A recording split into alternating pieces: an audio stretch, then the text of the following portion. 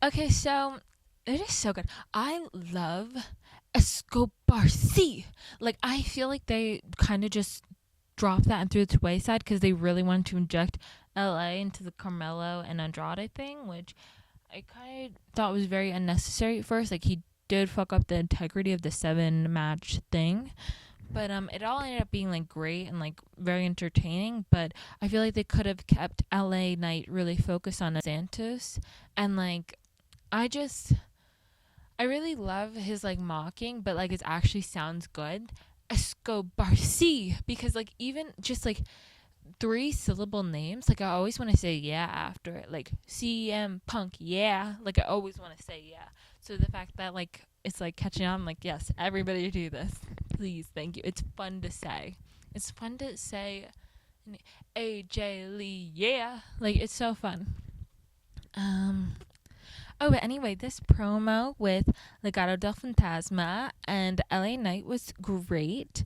It was there's just this fun little, like, obviously Santos and LA were talking to each other, but then LA Knight was just suddenly like, I don't care about you, and your friend over here, Berto, is looking at me like he wants to eat me with a side of barbecue sauce or something. And then he did, like, I was like, ooh, like this was the big ooh. It was like, now I'm gonna beat you like your daddy, but don't think you can call me daddy because the only one that can is your lady over there or whatever. The only person who can call me daddy is her or whatever. And it was like it was such like like he did not just say that. What?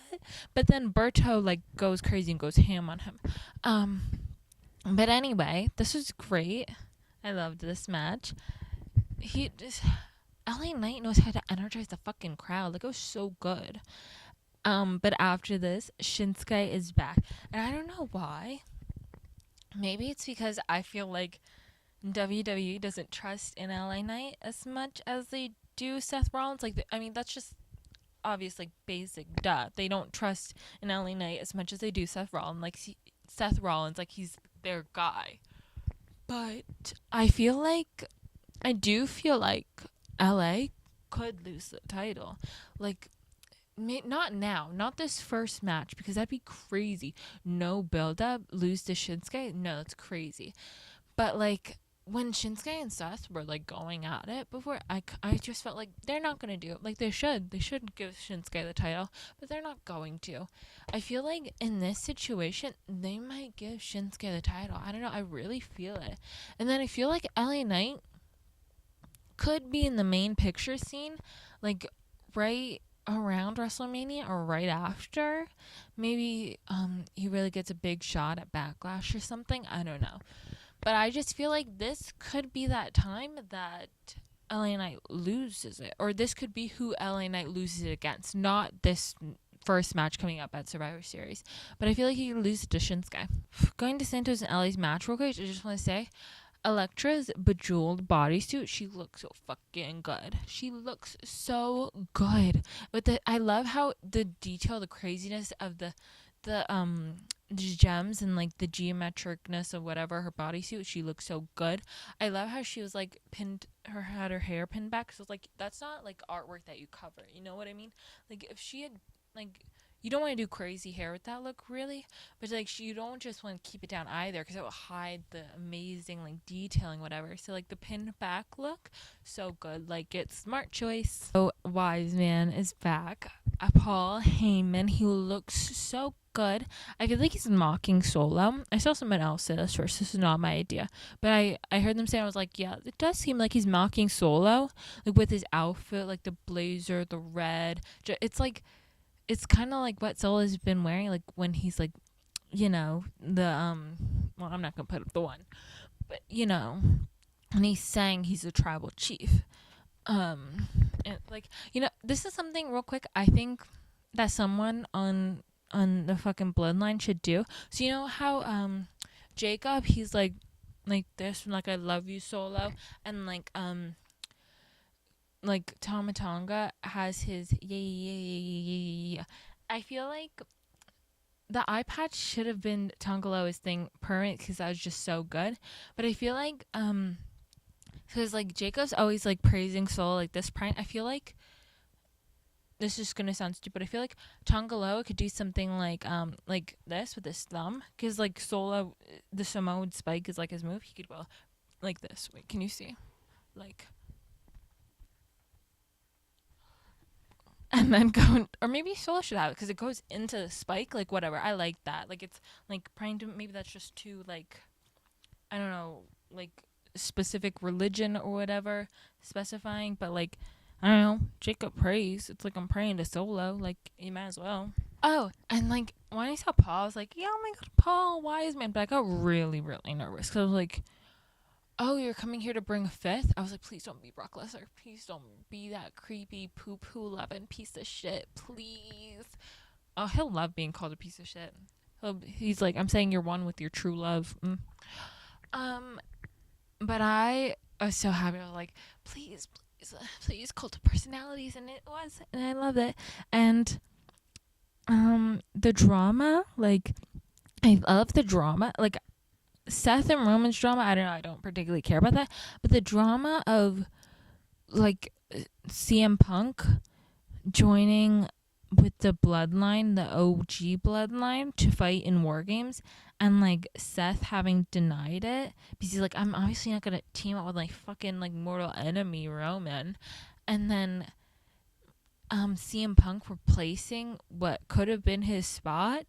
And so like they had that little stare down before, whatever. They were like, they're always like brewing stuff or whatever, and yeah, I don't know. I felt like before when they had that stare down on Raw, I think right before CM Punk was like, I gotta go on leave after Bad Blood because he like absolutely wrecked his body. Like I didn't really care about their stare. I was like, kind of, what is this? He's leaving. Like, what is this really even gonna do? But I like that little boom boom boom, like little, not really interaction, but just like that passing by. I see you.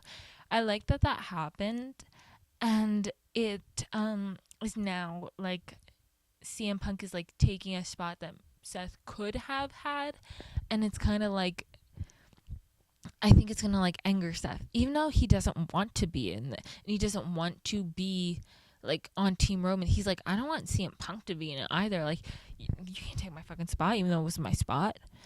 Oh, and there's something else. So they recently, because it's about to be a year, they put out behind the scenes of last year's Survivor Series when CM Punk came back, and so I watched that, and I also watched like the War Games itself because I was like rewatch it, and like there was like the recommended like behind, or like not behind the scenes thing, but like a thing from the crowd or whatever, whereas like Seth was going fucking crazy that CM Punk was back. Like, he was furious. He was like, I need to fight to him right now so I can kick his ass. Like, he was so mad a year ago. I did not really know that there was that crazy tension with them before. Like I said before, I didn't really watch and pay attention to CM Punk when I was a kid. He was not someone I was really watching for. But if Seth and him had beef when I was a kid, I definitely wouldn't have liked him because I loved the Shield and everything. But like, since Seth broke up the Shield, and I'm kind of just like, you're only good for your fashion. I mean, he's good in the ring, but I can never really root for him. Because of that, I'm like really like liking him because I'm like, you piss off Seth. You piss him off. Like, I really like you, CM. You're great in the ring. I love your blood feud with Drew. I like him. Even though I wasn't really rooting for CM during Bad Blood. Like, when Bad Blood came around, it's not like I was rooting against him either. I was just like ready to see the carnage. So Drew or Punk could have won, but yeah. I'm like, oh, okay, work, CM.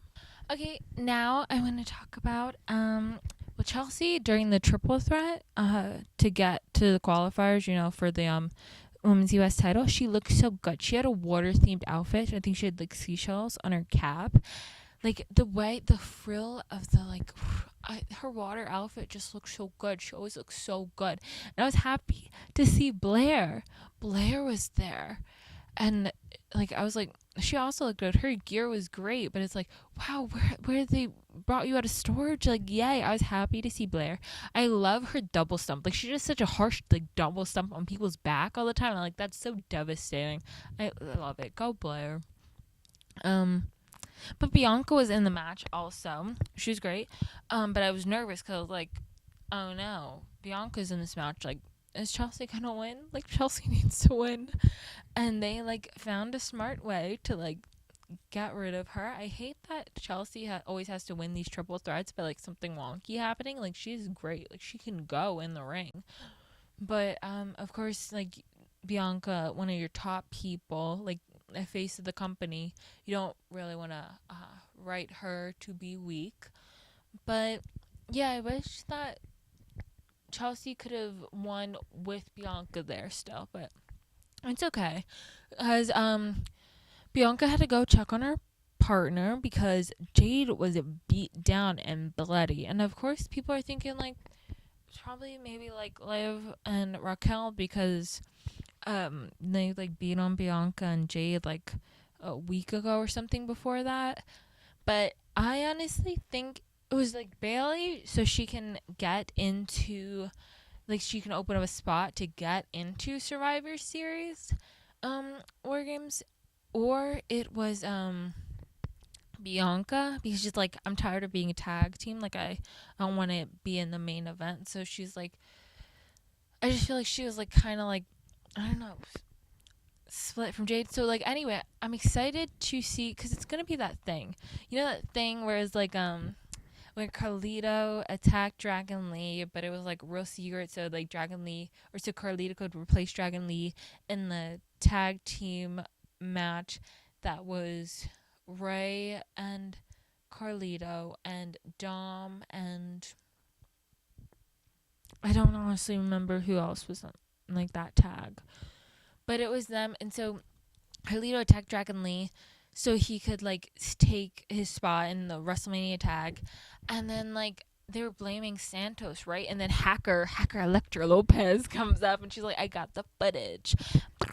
And it was Carlito beating up Dragon Lee. I feel like we're definitely going to get that. In like next year, maybe months and months and months from now, of course.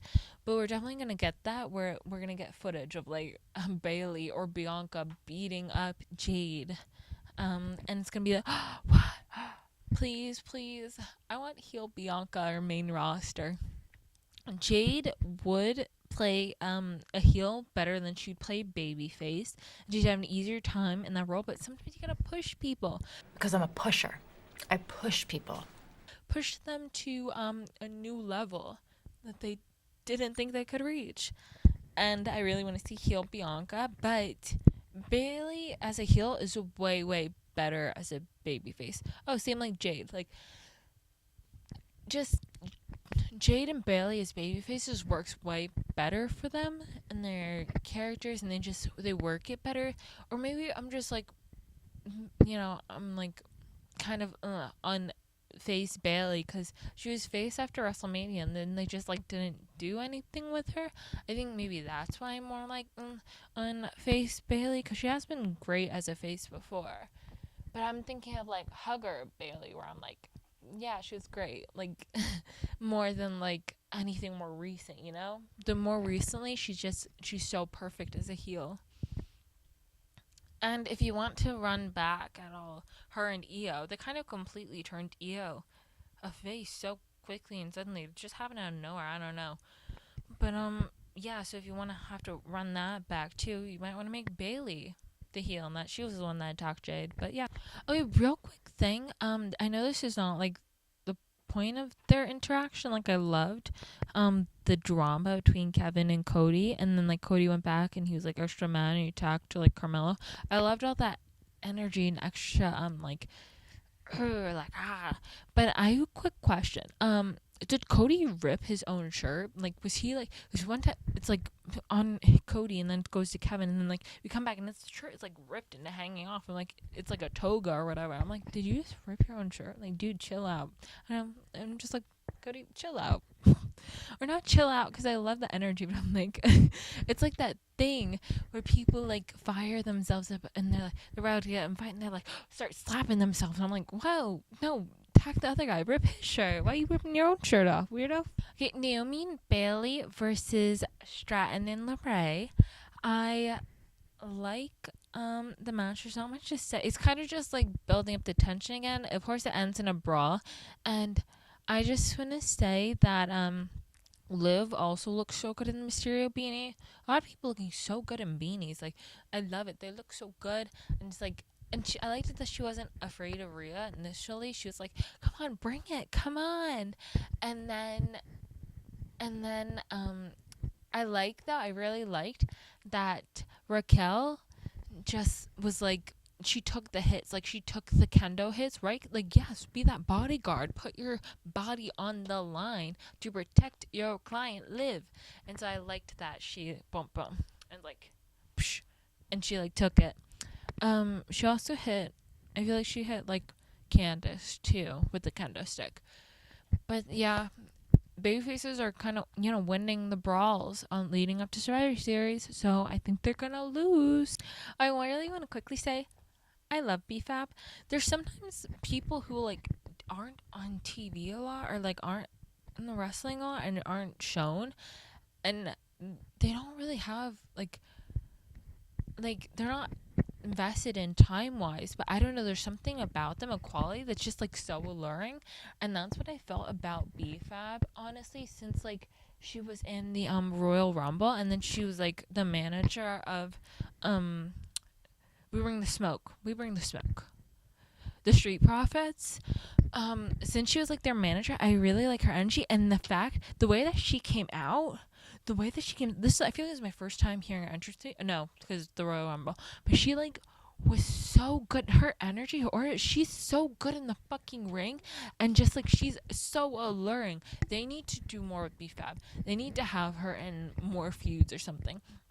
This is something I was thinking like way earlier this year. I was like, if they do another like women's evolution, I was thinking if they were to do one early this year, that they could like have, they gotta fill it out with something, right? So I was thinking that they could have like a managers match or whatever. So it'd be like B-Fab and Electra Lopez and then Maxine Dupree, and they could like I don't know, triple threat, whatever, just something like that. I was like, I was hoping for that or something. I know that's so like far fetched and like caviar wishes, champagne dreams or what?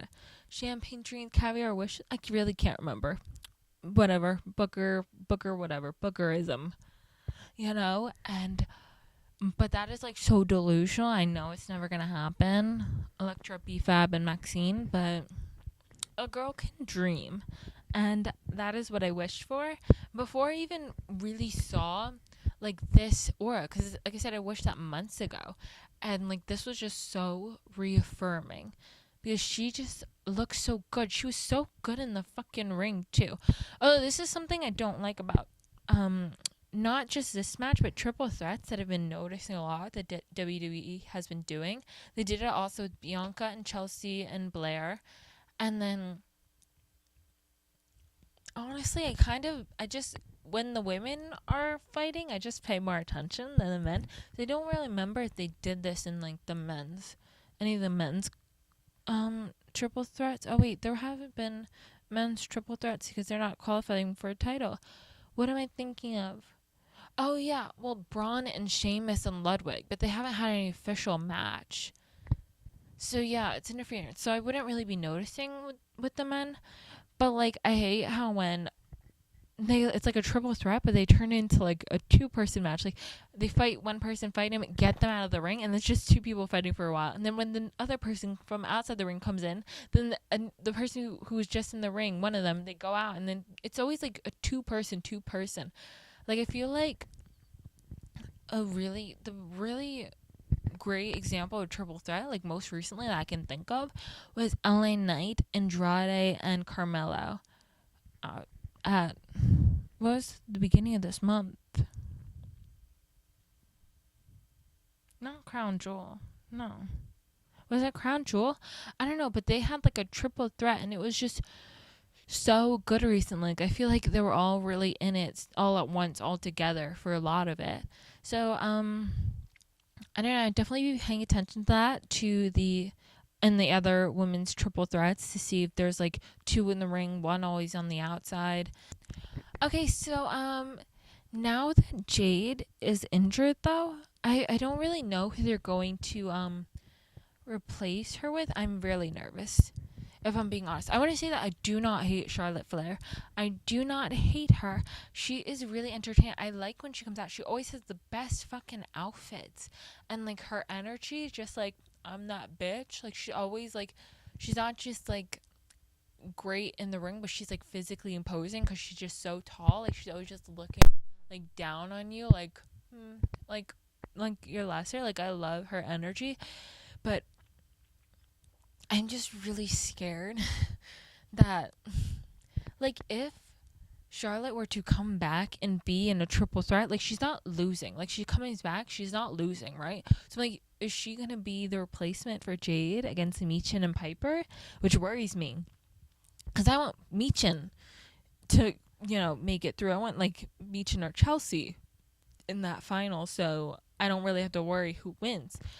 But then I'm like, if Charlotte, I'm just really nervous. Like, no offense to Charlotte, but they kind of like really fucked up her, I don't know, her history or something. Like, here's my opinion. I think we've gone leaps and bounds, obviously, in wrestling. But I don't think they'll ever let a woman be better than men, kind of. Like, John Cena, he has 16 titles, right? And Charlotte, she's 14.